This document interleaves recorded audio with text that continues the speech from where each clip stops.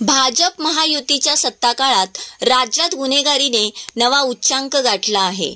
बहुतांश गुन्हेगारी घटनांतील आरोपी हे सत्ताधारी पक्षाशी संबंधित असून त्यांना सरकारचे अभय असल्याचे वारंवार दिसून येत आहे।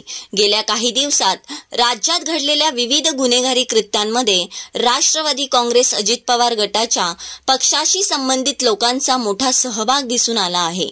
हे अत्यंत गंभीर असून राष्ट्रवादी काँग्रेस ही गुंडांची टोळी आणि उपमुख्यमंत्री अजित पवार हे या टोळीचे आका आहेत का, असा संतप्त सवाल महाराष्ट्र प्रदेश काँग्रेस कमिटीचे अध्यक्ष हर्षवर्धन सपकाळ यांनी केला आहे।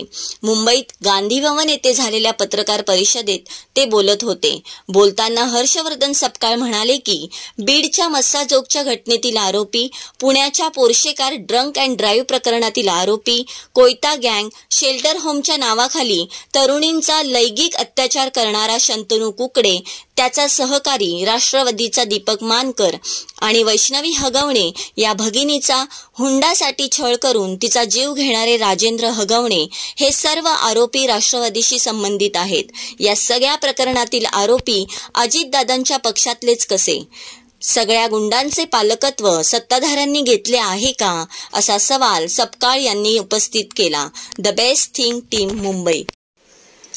मे अभय कृषी उद्योग आराध्य ट्रेडर्स कराड। 38 वर्षाची विश्वसनीय परंपरा। आमच्याकडे शेती उपयोगी सर्व साहित्य मिळेल।